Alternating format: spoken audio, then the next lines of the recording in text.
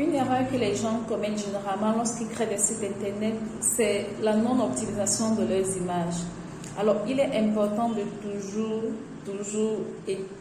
optimiser les images que vous publiez sur votre site internet pour deux raisons principales.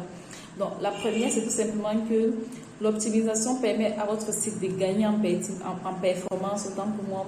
Et la deuxième, c'est que l'optimisation des images permet d'optimiser également le référencement de votre site internet. Alors, quand on parle d'optimisation d'image, en quoi est-ce que ça consiste? C'est tout simplement trois petites étapes qu'il faut respecter à chaque fois. Donc, la première étape, c'est je compresse mes images. Il faut toujours compresser vos images, c'est-à-dire réduire la taille, le poids de vos images. Parce que lorsque vos images ont une taille réduite, ça signifie tout simplement que la page sur laquelle vous allez publier ces images aura, elle, également une taille réduite. Et une page qui a une taille réduite, c'est une page qui se charge rapidement. Lorsque les pages de votre site se chargent rapidement, ça signifie tout simplement que les internautes qui visitent votre site ont une bonne expérience utilisateur lorsqu'ils parcourent votre site internet. Et ça, c'est très bien pour vous. Donc, la deuxième étape, je renomme mes images. Arrêtez avec les noms d'images WhatsApp, blablabla. Ces images qu'on vous transfère via WhatsApp, renommez-les. C'est pareil pour les images des appareils photo qui sont généralement sous le format DCIM et une succession de chiffres ou IMG et une succession de chiffres. Ces noms ne sont pas pertinents pour votre site internet. Donc, renommez vos images, donnez-leur des noms pertinents. Et lorsqu'on renomme une image aussi, également, il y a des principes à respecter, ce sont des principes de référencement. Donc, évitez les majuscules dans le nom de l'image, évitez les accents, les cédilles, tous ces caractères spéciaux, évitez-les dans le nom de l'image. Évitez également les espaces dans le nom de l'image. Vous pouvez remplacer l'espace par des tirets, le tiret de 6 ou le tiret de 8.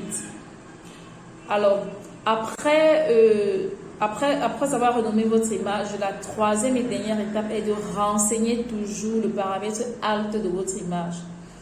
Que ce soit du code que vous êtes en train de rédiger, du code HTML que vous êtes en train de rédiger. Quand vous faites une insertion d'image, il y a toujours cette propriété alt. Renseignez-la toujours. Si vous êtes sur WordPress, vous êtes en train de charger une image sur WordPress. Après avoir chargé l'image, il y a également ce paramètre alt, cette propriété alt. Il faut toujours la renseigner. Dans cette propriété, on met un texte qui permet de décrire ce que représente l'image.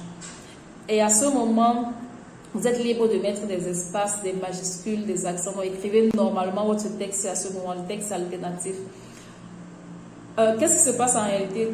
Lorsque votre site est publié, les moteurs de recherche utilisent en fait ce paramètre alt pour référencer votre image.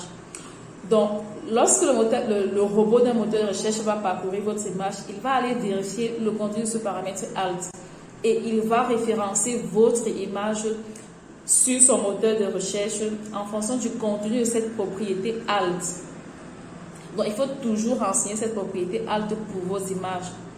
Voilà, pour ce résumé, ces trois étapes l'optimisation d'une image. Première étape, je compresse mon image.